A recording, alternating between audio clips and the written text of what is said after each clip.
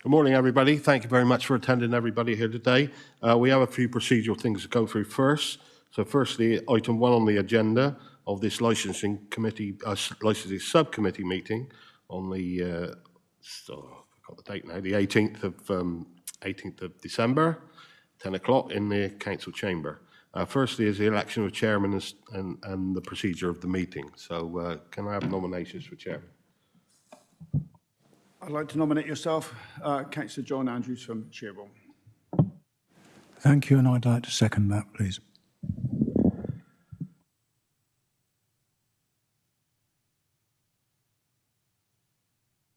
Sorry, we'll just go through apologies. Any apologies for the meeting?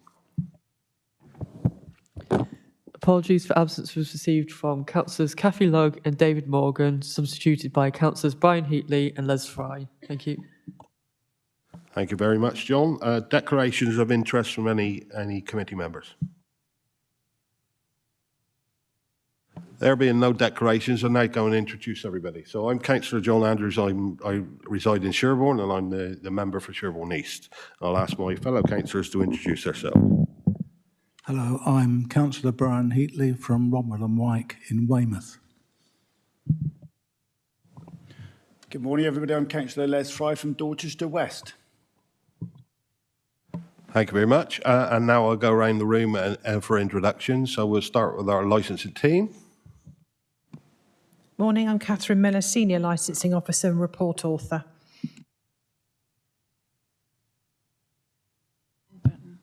I knew I'd do it wrong. Good morning, Chair. I'm Aileen Powell and I'm the Licensing Team Leader.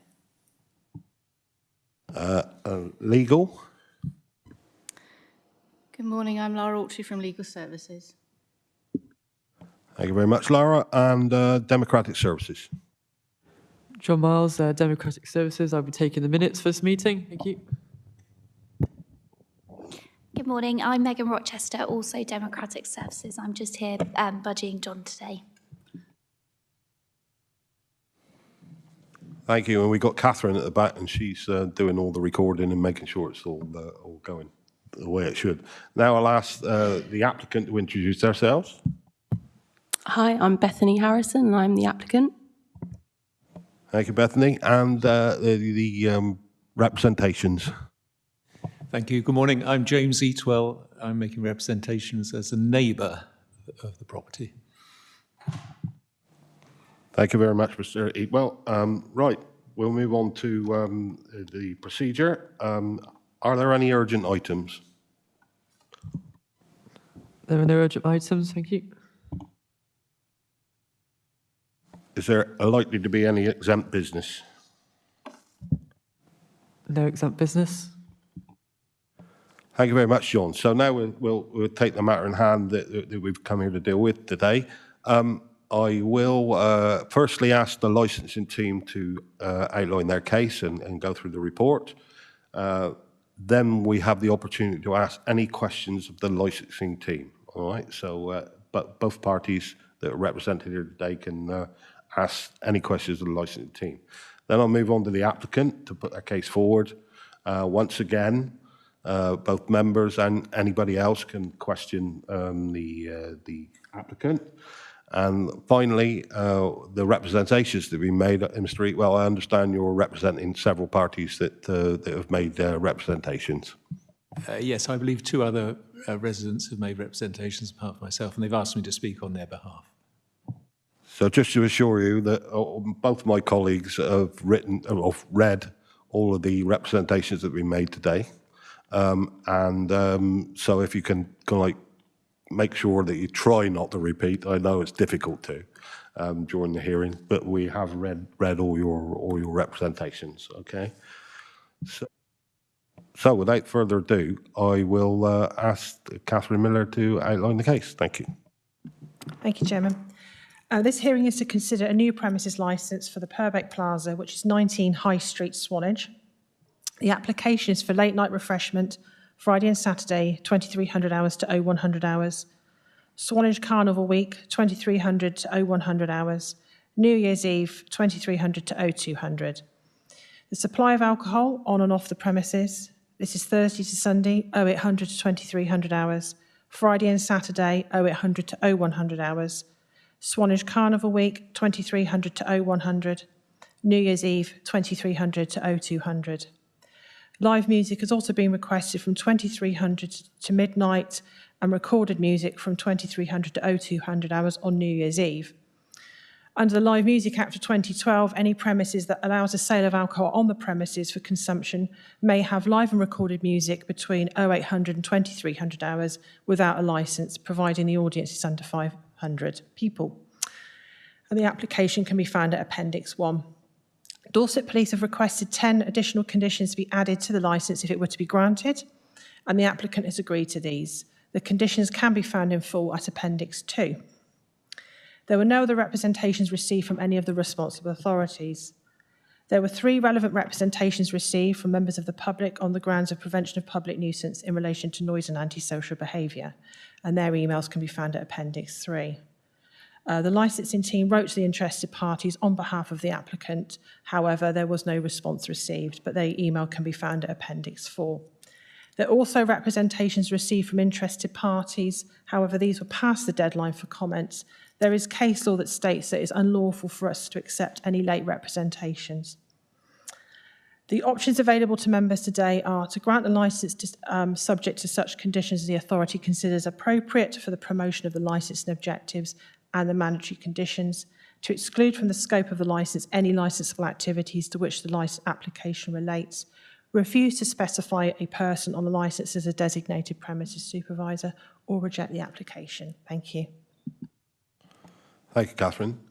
Right, so I've just got one question, just to clarify a point. In some of the representations, they refer to the snack bar. Snack bar is nothing to do with the Purbeck Plaza, is it? Yeah, the snack bar is a completely separate business, which I believe is opposite on the other side of the road to Purbeck Plaza. Okay, thank you for that. Councillors, any questions for the licence officer? Right, would you like to ask any questions of the licensing officer? Applicant, would you like to ask any questions of the licensing officer? No, no questions. Thank you very much. So in that case, we'll move on to the applicant. And if you want to lay out your case before us, we have naturally read what's in the report, but please go ahead. Okay, so I have a couple of points that I would like to make. So I have responded to the representations, but the first and foremost main one would be that the Purbeck is a building from the early 1800s, and it was a hotel and a tavern, so it has been historically a pub for 200 years. It's in the main high street location, so we couldn't be more in the high street. It's unfortunately been closed for sort of over 10 years now, 12 years, I believe, as a pub. But I do have the premises licence from the old owners from 2010. They had a licence until, I know it's separate things, but just as an example, they had licence till 2 a.m. for every licensable activity, as it was a pub, and 24 hours opening times. So it's always been a commercial property, like it's always been used as a pub. So now I do want to run a restaurant. So I think that I've been quite considerate in my timings and what I'm asking for. I don't want to upset any neighbours. We actually own the property above, like we own the whole building. So we are going to holiday let the flats above. We've got 6 flats above the commercial property. So it's in our best interest to keep the noise down, prevent public nuisance. You know, that's something that will affect us as well. So we will do our absolute best to prevent any of that. We've obviously agreed all the conditions with the police licensing officer. I've tried to be as, compliant as possible. We want to keep everybody happy in this. But I also do want to run a business, a successful business. So, the type of business I want to run, I've worked in hospitality for 13 years in and around Swanage. So I know the gap in the market for what I want to do with my business in a sort of a dining which offers late night dining. You know, it's civilized. We're not aiming for that sort of you know, that market of, you know, intoxicated people, anything like that. We're not aiming for that. We're aiming for a civilised late night dining option, which I don't think there is any of in Swanage. As I say, I've worked in Swanage for a long time. We're surrounded by successful restaurants and stuff, but none of them open until sort of the hours that we would like. They all sort of tend to stop food service at 8 o'clock, a lot of them. And, you know, you'd be surprised the amount of people, especially in the summer months. Obviously, Swanage is very touristic. You know, in the summer months, you know, I feel like there is a massive gap for what we're offering. Just thinking what else. So, you know, I have responded to Cliff Place itself. So at the rear, we have the entrance to our holiday lets. We've gated as much of that as we can, which we own. The rest of it is a public footpath. So in terms of sort of policing whatever, you know, antisocial activity on that road, that would be something out of the licensees. Like for myself, I wouldn't be able to, like, you know, enforce. I think there is a condition that outside the vicinity of the property, I can't have conditions on the licence for, which obviously Cliff Place isn't in the vicinity. I have no rear access. The only way in and out is through the front door on the main high street. So within the front door access is the only place that I essentially would be able to make sure people are sort of adhering to my conditions. As for Cliff Place itself, it's a completely different, it's a separate road, it's its own place.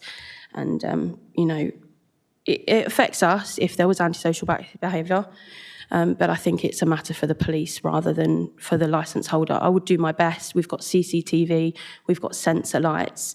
As I say, it affects us having our entrance there as well, because that's going to be our second business for myself and my brother, is the holiday lets. So we will do our best to, you know, keep it clean, tidy, the antisocial behaviour, try and keep that as little as possible. And I think that's everything I wanted to say. The only last thing was be, you know, as a business, we're going to be enhancing the town. We're going to be providing employment.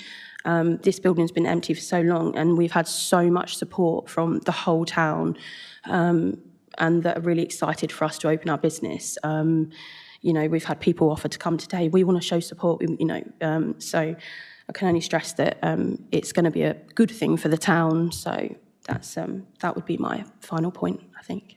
All right. Thank you very much, Bethany.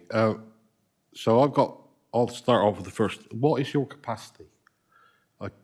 I might have missed it in the licence application, but can you just So we have a seating capacity of 60 people inside. Yeah.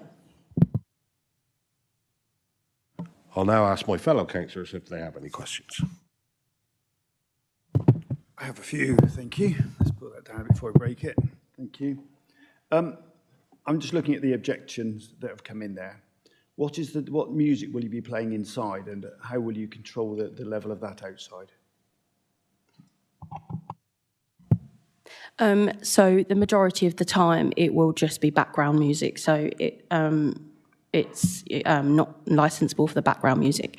We do want to do some flamenco nights, so we will have some live music, but I don't want to run that until after 11 o'clock anyway, so that's not licensable. If we have things like flamenco music or any live music, then the musicians themselves will have the speakers. We don't even have a speaker system really at the moment, so at the moment it's just background music. And I have put in the responses. I'll keep windows and doors shut whenever there's music. We're on the ground level, obviously, in the high street, so, you know, we'll do what we can. But as I say, we've got properties above, so we would never be able to go that loud with music anyway. But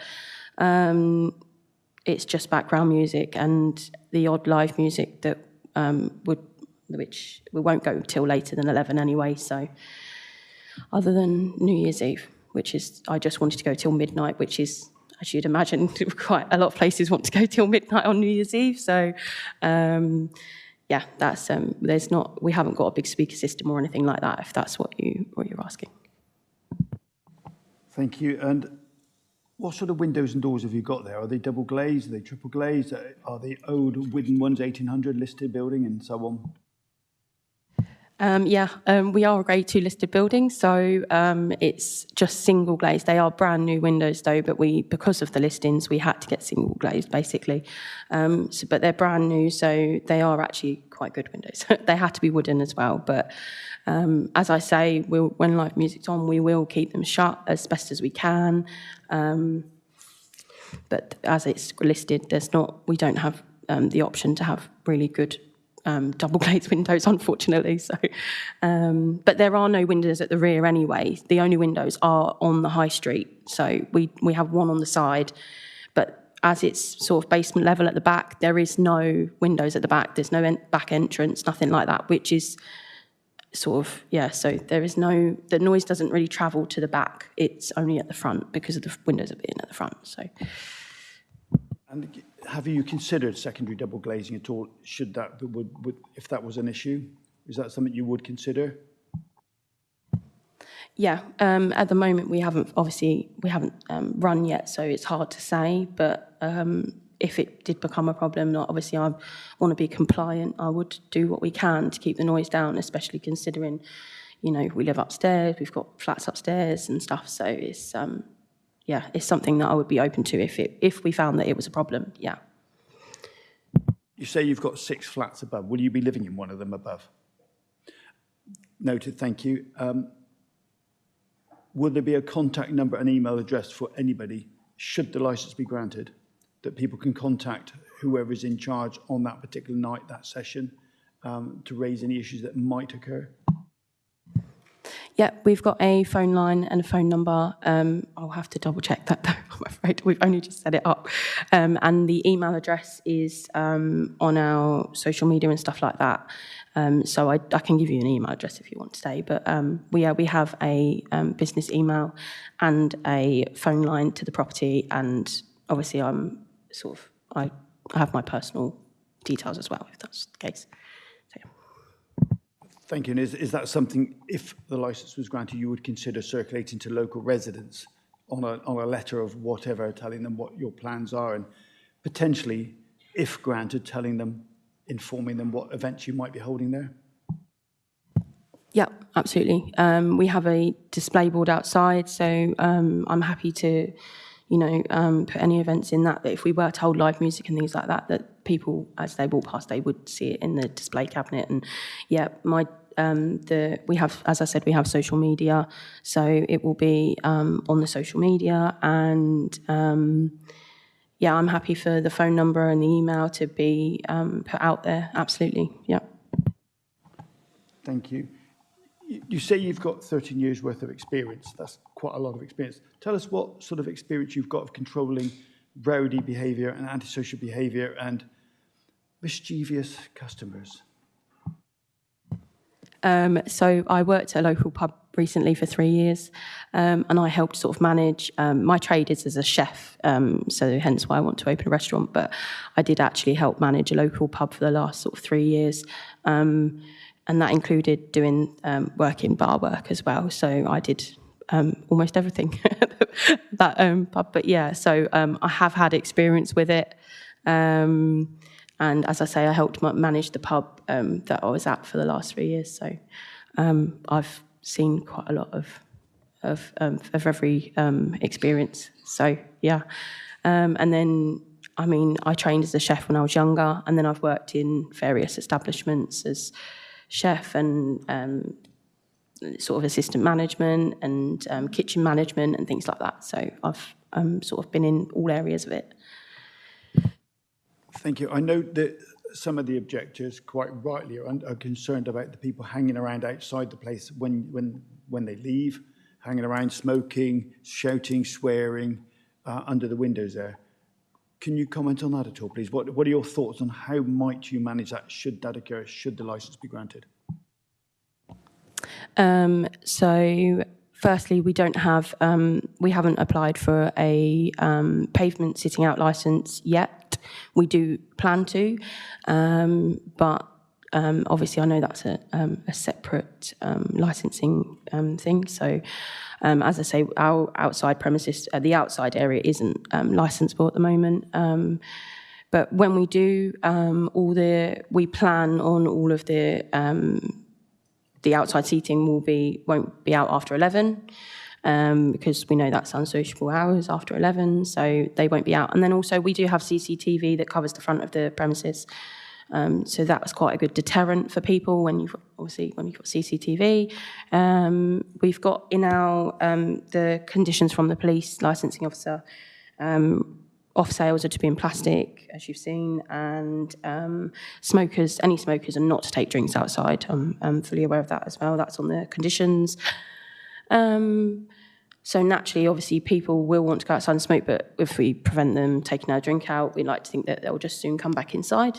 And then if we do get our pavement licence, then it will be another issue for it will be them that will set the conditions on the pavement licence, I would assume. But as I say, we don't have that yet, so it's not, the outside area isn't licensable for us at the moment.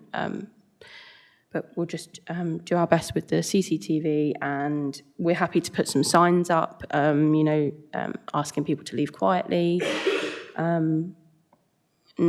as every other business would. And obviously, our employees will have to keep an eye and make sure everybody's behaving as such. I'm a non-smoker, and I dislike the smell of smoke. How will you control people? Because you've got 6 flats above that. People stood outside on the pavement smoking can be very antisocial if you're a non-smoker. You'll say you'll put some signs up. How can you discourage people from smoking outside and the smoke wafting up into windows, either in your 6 flats or across the road? Is there anything you can do if this licence was granted? I suppose, yeah, I do agree, because I'm a non-smoker too. But we could ask people to leave the area. That's the only thing I could suggest, is that we ask people to leave the area if they want to smoke. It's a hard thing to sort of control, isn't it? But obviously the front door will remain shut. The front door will have a closer on it, so it will automatically be shut, and the windows as well, most of the time they will be shut as well. But yeah, we could ask people to step away from the premises. We could have a sign that asks people to step away from the street or move to a different area or as such. But it's quite a hard thing to control as such, but we would obviously do our absolute best. We can provide ashtrays as well to stop any littering. And at the end of every night, I'm happy, obviously, to make sure that any outside area is swept and clean around the premises. I think that was in one of my responses as well. But yeah, that will be on our cleaning, would be to make sure the outside area is clean and tidy. Thank you. That's really helpful. If granted, do you think that sitting outside till 11 is acceptable for neighbours in the area? Do you think that should be a little bit earlier? I think in the summer months, it's, I would say personally that would be, acceptable, on my personal opinion. Obviously, there's other premises as well that have outside seating that have got the same. If anything, I think they probably have them out till later, but I'm absolutely happy with 11 o'clock. That's after 11 o'clock, that is unsociable. But in particular, the summer months, obviously, the sun's out until after 10, so it's one of them things that I think until 11 o'clock would be quite suitable. Okay. Thank you. Where will you be putting your, if granted, where do you put your glasses, and when will you dispose of those? Where do you store the waste glass? We have a bin area at the rear of the property, and we've already put in an order. They should be coming this week for a glass bin and recycling and general waste. So we have them actually stored at the rear of the property, which is within our gated area. It's not on the public street, nothing like that. We actually have a particular area for it at the rear. Oh, and sorry, you asked about when we would dispose. I'm happy not to. I did put in one of the responses between 11 and 7, obviously during the unsociable hours, we won't be disposing of any waste. So it would be prior to 11 or after 7 in the morning. As far as I'm aware, that's unsociable between those hours. And I'm happy for that to be a condition if that was necessary. If granted, would you be happy for that to be brought forward to not after 10 and not before 8? Yeah, if it was, I mean, obviously I responded between 11 and 7 as my own unsociable hours, but if you felt it was necessary for it to be before 10, then yeah, so be it. Obviously we can work with that, that's absolutely fine.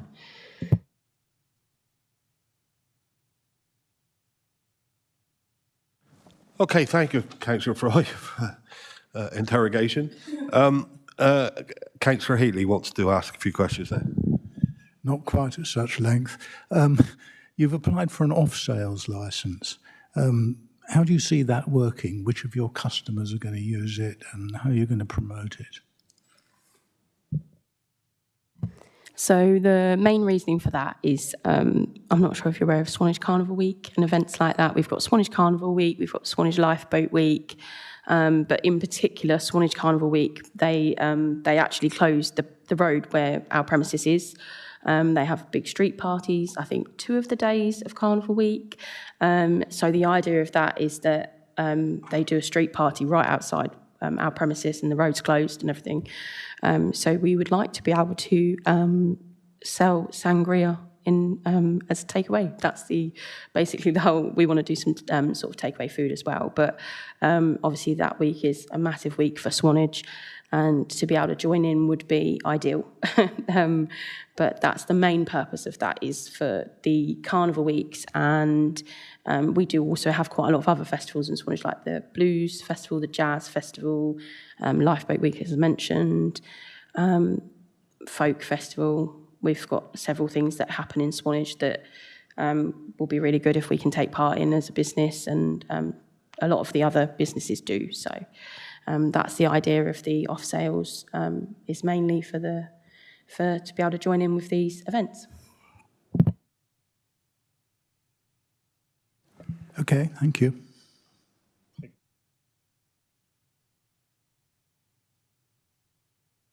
Okay, I think that's questions from councillors. So now we'll ask the representations. Mr. Eatwell, if you'd like to ask the applicant anything. Yes, thank you very much, sir. First of all, can I just commend Bethany for the steps she's taken already to try to comply with the concerns of the neighbours. We're very grateful for that. Can I just take up the first point, just go back to the last point you raised as about off sales. Appreciate what you're saying about Carnival Week and so forth, but if you had a licence to make off sales for the permitted hours you've requested, what's to stop a patron ordering a drink, a jug of sangria at 5 to 1 in the morning, and then just taking it outside in a plastic container and drinking in the street till 2 o'clock in the morning, say? Oh, sorry. Yeah, it's a good question, but it's something that, you know, if it wasn't to be us, would they just go to the other side of the road? Would they go down the road? I mean, that is a very good question. I don't deny that, but the chances of that happening are very, obviously, I don't know how we would do a jug of sangria in a takeaway cup anyway, but there isn't anything to stop people, but we'd obviously just hope that they took their drinks and moved away from the premises or took them home. You know, people have I know, I mean, if we don't allow them to take it away, I think that would be unfair as well. But it's something that I haven't thought about people ordering a jug to take away, but it's something that I haven't necessarily got an answer for, because if they're not going to do it in our premises, they would walk to one of the others that are literally 2 doors down, one way or the other, and do that, and they could do that until 2 a.m. So it's unlikely to happen, that's all I can say, but that we wouldn't obviously be able to stop people taking their drinks away in plastic if they had ordered a drink and we then closed. It's, and I mean, the 1 a.m. opening is, the winter months is not going to be as late, I highly doubt, but it's the option for the summer months really, is the timings, but I don't particularly have an answer other than that I can only suggest that they're only going to go and do it from one of the other premises that are very, very close by. So it's a hard question to answer, but that we hope they'd move away from the premises and take it home if that was the such case. What do you see as your customer profile for the late night refreshment and drinking? Would you accept that it's unlikely to be families coming out to dine late at night? It's unlikely to be old folk coming out to dine late at night. Is it not likely to be those people who are out drinking generally and want to carry on drinking late, but perhaps have a bite to eat as they do so? You know, we've thought about this a lot, and that is not the sort of, as I said, mentioned earlier, intoxicated people is not the audience we're going for. So I lived in Spain for a couple of years, and a lot of their restaurants out there, they are later evenings. You do go for food later at night out there. You know, you've got parents that might have only just been able to leave the house with because the kids have gone asleep with the babysitter, that might want to go out for a late night meal. And you'll be so surprised that the amount of people, so having worked in a local pub for the last 3 years, the amount of people that would come after food, because a lot of them stop food service at 8 o'clock, even in the summer, and the amount of people that would come in after, and the amount of families that have been on the beach all day that would want to come in and have a meal at 9 o'clock, 9:30, 10 even sometimes. We aren't catering for the intoxicated people at all. We are a civilised dining option. You know, it's tapas, it's small dishes, people will share, it's quite social, it's but we're not going for the intoxicated people at all. That is not our audience. You know, I've got family myself, I would definitely be going for food at 9 o'clock if I can, from meal out once the kids are asleep and stuff like that, you know. And you would be surprised, there is a demand for it, that's why I'm doing it. There is a gap in the market, and just from my experience, I know that. So that's, yeah, I feel like there is a definite gap in the market. The only other options we've got are literally, you know, your takeaways, your kebab and your Chinese takeaways, and that's, you know, almost the only other option. So I feel like there is a market for it.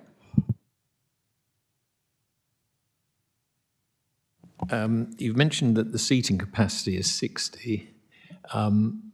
Will your patrons have the opportunity to move around inside the premises, to stand? I notice you've got a pool table. Do you have a dance board, perhaps? No. So will people be moving around? Will they be able to stand and drink in the premises? Will they all be sitting? So the capacity for 60 is actually included. We have sofa seating by the pool table, and then we have like some bar stools on a bench seat, which is very sort of Spanish style, in our opinion. You know, that is how it is in Spain. It's but the capacity for 60 includes all of the bar stools that we've got. Nothing to say people might stand up, they might, but the capacity for 60 is including all of those seats. So, so that's what we've included in the capacity. Thank you. Can I just, and just lastly, to take you back to this condition you've agreed with the police that smokers are not allowed to take drinks outside. The actual condition is rather oddly phrased. It says that patrons who wished patrons leaving the premises solely to smoke may not take their drinks outside. It doesn't relate to any patrons who want to go outside for any other reason. It doesn't relate to non-smokers, it seems, on a strict reading of it. There will be people, I'm sure, on summer evenings who just want to step outside, maybe to cool off if it's warm inside, and they may wish to take their drinks out with them. How are you going to monitor that and stop that? I believe that the condition was set to prevent people just constantly going in and out. That's what I believe. Obviously, that would be from the police licensing officer. Yeah, there's nothing to stop people. Obviously, if they're going outside, it has to be in plastic anyway, so you would assume that they're leaving the premises. And if people are choosing to go outside for fresh air, then you would assume they'd leave their drink inside, as it would be with glass as well. So the only reason people are going to, ask for plastic is if they intend to leave the premises, which obviously they're entitled to do so. The phrasing of it would be, that wouldn't have been my choice as such anyway. So, but you would assume if they're taking a plastic and leaving the premises, then they would be leaving. If they choose to come back in, they choose to come back in. I assume the condition would be to stop people just constantly going in and out. That's the whole reason for the no drinks outside. If you're solely going out there to smoke, would be to deter people from just constantly going in and out and loitering outside. Obviously, that's the deterrent, isn't it? So. Yes, I appreciate the reasoning behind it. I'm just concerned that it is relating solely to smokers. I mean, would you accept an amendment to that condition that prevented any patron who was temporarily leaving the premises from taking their drink outside? If people were going outside with drinks, it would obviously have to be in plastic anyway. That is one of the other conditions. So I wouldn't be able to stop people saying, I'm leaving, could I please have a plastic? And then going outside and then possibly returning. Obviously, that would be sort of hard for me to enforce. People that are remaining inside shouldn't need to take their drink outside anyway. So I'm not sure what a amendment would gain from that, but the conditions are there. Off sales in plastic, smokers are not to take drinks outside. That sort of covers both of the aspects, in my opinion. So, but obviously, I'll leave that to the licensing team, and the police have set the conditions. So, and I happily agreed to the conditions that the police licensing officer wanted to set. So. That's their decision. Thank you. Just one last point. What do you see as a reasonable time for your customers to allow to eat up and drink up at the end of the evening?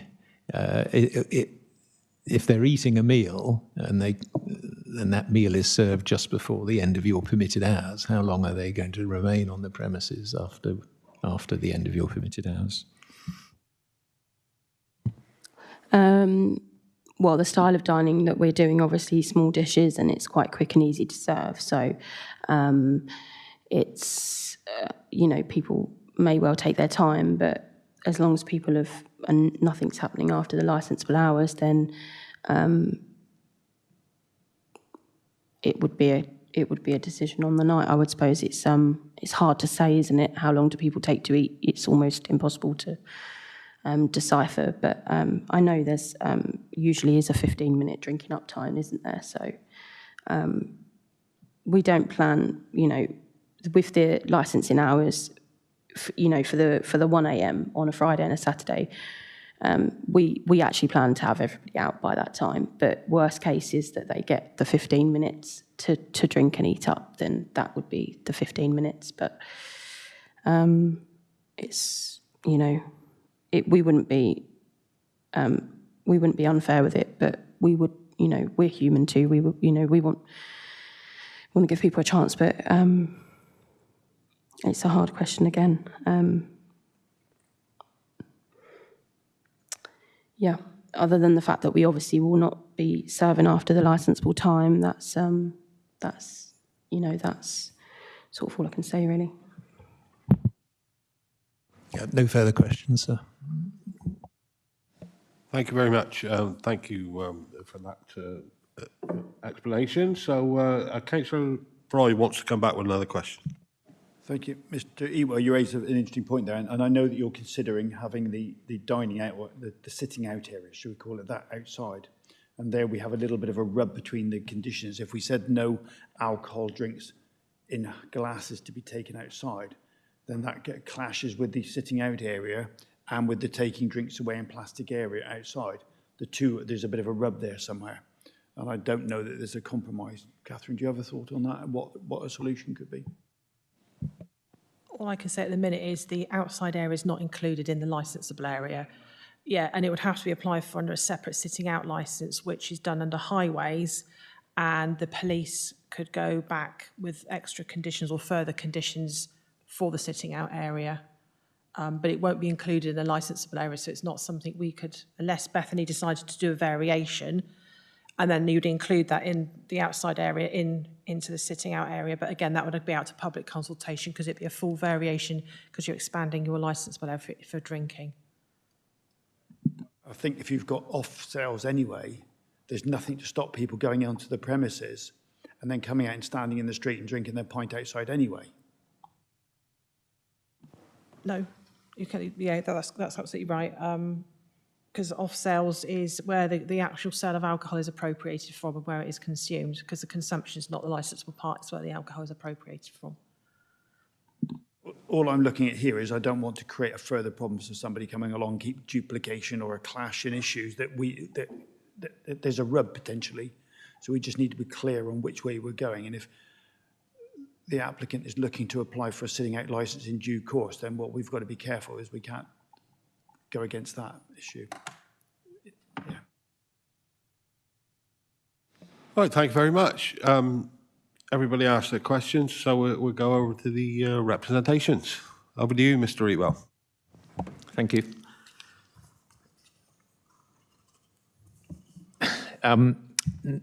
None of the neighbours or myself have any objection to the grant of the premises licence. Let me get that clear straight away. And we wish Bethany and her team every success. All we're seeking to do is strike a reasonable balance between the needs of the business to be successful and the rights of the neighbours to enjoy their own properties in peace and quiet. I think, on the whole, the concessions that Bethany has made will go a long way to meeting the concerns of the neighbours, but we still have one or two. Obviously, the concerns we have relate to the prevention of crime and disorder and the prevention of public nuisance. Those are the two main licensing objectives that we're dealing with here. And more particularly, the issues of noise, whether from patrons entering or leaving the premises or congregating outside. Also noise, or potentially from music, played inside the premises, which is audible outside, and the disposal of trade waste. Well, I think we've dealt with that last one satisfactorily. The other issue is the behaviour of patrons once they are outside, rowdiness, fighting, etc., etc. I know in my written representation I've referred to the behaviours of people in the snack bar, and I should just say, don't be misled by the name of that place. It's not a snack bar, it is just a bar. It's a cocktail bar, essentially. But past experience from our perspective has shown up that people do tend to congregate outside, and Swanage people are friendly. They like to shout across the road to their friends and have a josh with them at the top of their voices. It happens, and that's fine up to 10:30 at night, 11 o'clock. early hours of the morning, it does become disruptive. And certainly in the summer months, we sleep in the back bedroom in our property because noise in the street can be very intrusive, particularly after midnight when the other background ambient noise dies down. Anyway, I'm not going to go through all the details. You've seen the written submission that I've made. And I appreciate that you can't impose conditions which relate outside the licensable area, but the conditions that you are entitled to put conditions on, which help to, conditions which may impact on the behaviour of customers in the immediate vicinity of the premises or as they enter or leave. And that really is the nub of our concern. It's that area immediately outside the property. And as we know, at the moment, that falls outside the licensable area. Bethany has no direct control over that area. It's the public pavement. It's part of the public highway. But we have this issue coming up with the sitting out license, where again, if I could just point to some of the conditions which have already been discussed in relation to that, it envisages no activity outside after 2300 hours, 11 o'clock, and I think that's quite reasonable. I'm happy to go with that. And my submission with regard to off sales is that the time for off sale should cease earlier than the permitted hours, whatever the permitted hours may be. In your judgment, what should be allowed? The sale of the making of off sale should cease at least half an hour before the end of those permitted hours, so that if people do choose to take a drink outside and drink it on the pavement, at least they're going to be halfway through it before the end of the permitted hours and other customers start leaving the premises. I think in that way it should ensure that any drinking outside has dissipated by the time the permitted hours end.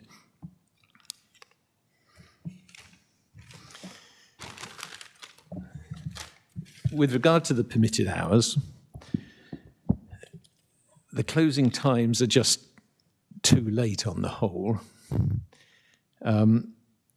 And whilst the late night refreshment and dining may fill a gap in the market, I submit that the people likely to want to use the Purbeck Lounge for late night refreshment are going to be people who are out for an evening's drinking, and they want to have a bite to eat and one for the road before they go home. And I think having customers being able on a Friday or Saturday to eat and drink up to 1 o'clock in the morning, eating and drinking possibly beyond that, because they're going to have a little bit of time to finish up their food and their drink, like spilling out onto the street after 1 o'clock in the morning is just too late.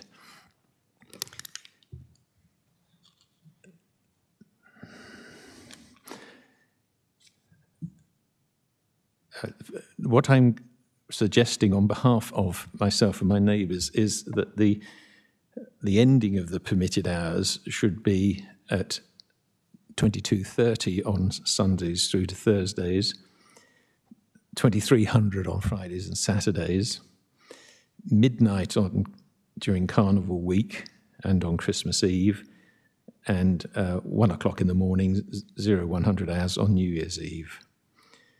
I've mentioned that no off sales to be made within 30 minutes before the end of those permitted hours.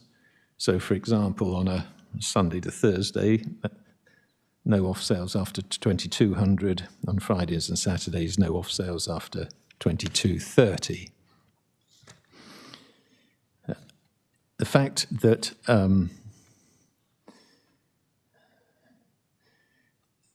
I see little reason for the permitted hours to extend beyond 2300 hours, except on those exceptional days, particularly if the sitting out licence, when granted, is going to restrict eating, or any activity outside after 2300 hours.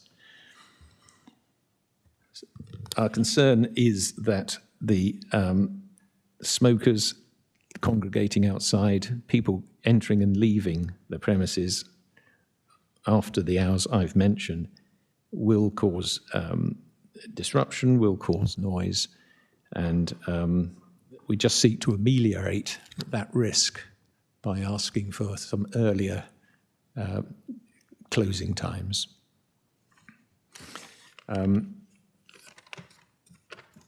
I've been asked by Mr. and Mrs. Feinberg just to read their statement to you, if I may. They've asked if I could read this out. They say, we'd like to apologise for our absence as we are out of the country. We would like to thank Bethany for her detailed response to our concerns, dated 1st December 2023. It has reassured us that if all the things proposed are put in place and executed, we shall be able to all coexist as residents alongside the business. Can we please emphasise that there is no animosity from our side? We are just voicing what we have experienced in the last 5 years owning Alpha Cottage. Your suggestion to phone Dorset Police every time someone urinates against our house has been noted, and we should do so moving forward. Let's hope now you being there will improve the antisocial behaviour, as you say, by providing more lavatories and security cameras. We do still believe that a licence until 1 a.m. in a predominantly residential area is unreasonable for numerous and obvious reasons. And in conclusion, I would just like to say, yes, indeed, the Purbeck House has been there for many, many years. It's been a public house and a hotel in the past. But the area is also a significant residential area. Pretty well every building in that part of the high street above ground floor level is a residential property. We all want to coexist. We want Bethany's business to be successful. But as I said in opening just now, we just want to be able to enjoy our properties in peace. Thank you.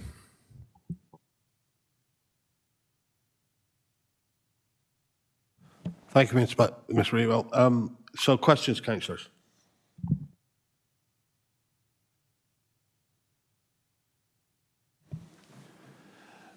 Yes, can we explore just a bit more this idea of a predominantly residential area? Looking up and down the road, I mean, I know that part of Swanage a bit, but you will be able to answer this much better than me. Looking up and down that bit of the road on each side for 50 metres or so, maybe 100 metres, how many licensed premises are there at present? I have the impression there are quite a lot, but maybe I'm misled. I think Bethany might be able to answer that question better than I can, but let me just do a mental calculation, if I may. So it is. We are on the main sort of strip of the high street, as we've described. We've got to our left. We've got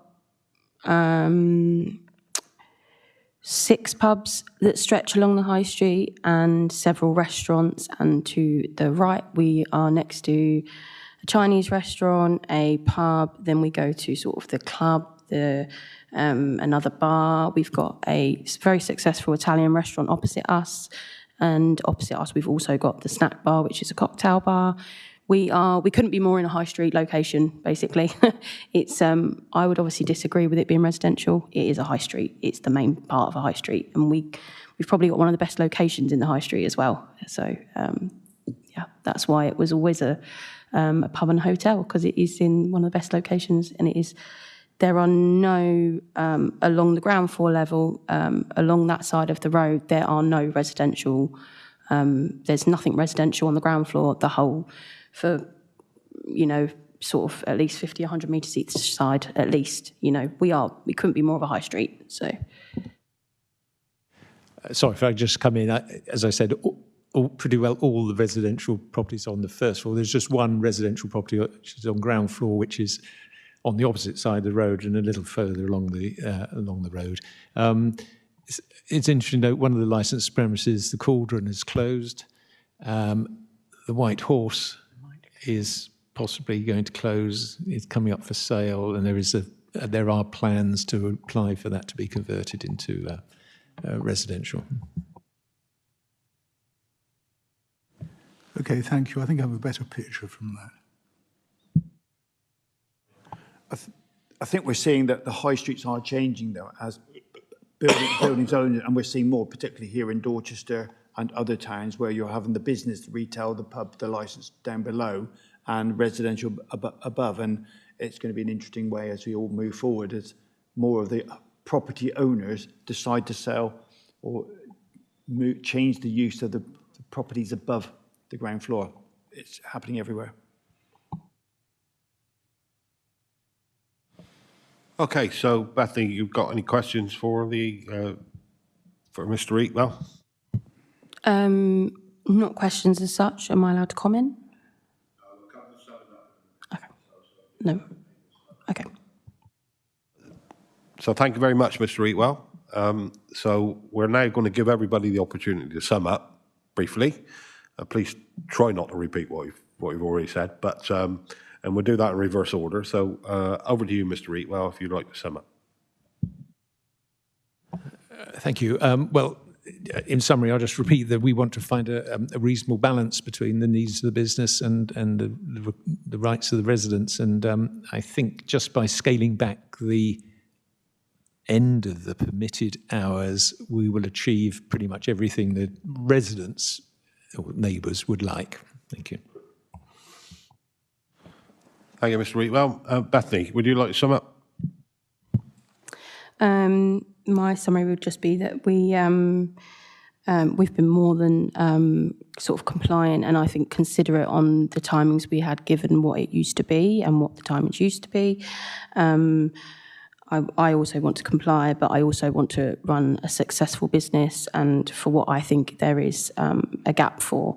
It's historically a pub for 200 years. It's always had later evenings, you know, when you sort of, when you was to buy a property in the area for a second home, like the residents on Cliff Place, you know, this is something that would have always come about. There will always be a commercial space in this property, and it always has been a pub in the past. So, you know, I want to run a restaurant, which I think is more considerate, if anything.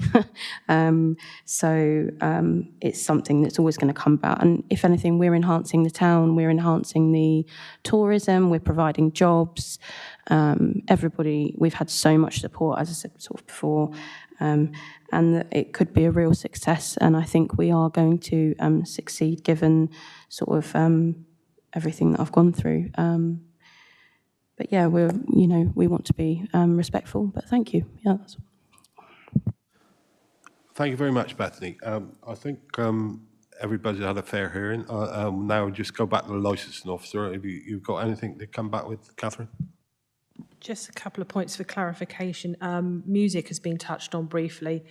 As Bethany's not actually put it on a licence for every day, it's only up to 2,300 hours. That cannot be conditioned. Because it's under the Live Music Act, so things like doors and windows being shut can only apply after 11, and as Bethany's not got that on there during the week except for on her special occasions. The capacity's been mentioned. That again would come up on a fire risk assessment. They don't generally come on a licence, actually on a licence, so that would be covered under her fire risk assessment. Drinking up time, it's not a requirement of the licence now, but a lot of places do incorporate it in, so they may give people 15, 20 minutes, half an hour. Because the consumption is not the licence for parts of sale. And just the application is based on its own merits. So any other premises in the area is just what we're concentrating on this one. Okay, thank you. Thank you very much, Catherine. Lara, have I covered everything? I will go through the last bit in a second, you know. Chairman, I think the only thing I would add is that you need to assess this application as it's been submitted. There isn't a sitting out licence application at the minute, so you don't need to consider that. So it's the licence as applied for. Well, thank you very much, everybody, for attending this morning. It's been really interesting listening to all comments. Now, the process now is we will go into exempt business to make our decision. And the decision will be out to you within 5 working days, hopefully, Laura. Within 5 working days. Now, everybody has the right to appeal that decision, and you do that at Poole Magistrates Courts, I would have thought. Yeah, sometimes it's depending on where we are in Dorset. So I think it'd be Poole Magistrates Court, which you have 21 days to appeal the decision. Bear in mind that every licence we give can be reviewed if there are circumstances that are not conjunctive to everybody living together in the same space. So my advice would be, if there is a problem, then come back and speak to licensing. They will advise you, okay? So if there is a problem, either way, either party. I think that's about it, Laura. So we're going to adjourn this meeting now and go away into our black hole and discuss what we need to discuss. And the decision will be forwarded to you as soon as it's available via email, but a written copy will go out in the... Yeah, okay, via email, okay. I'll now ask for a vote to go into exempt business. Don't need it. Don't need it? It's already done, thanks. Okay, thank you very much for your attendance, and we'll make our decision and forward it as soon as possible. Thank you.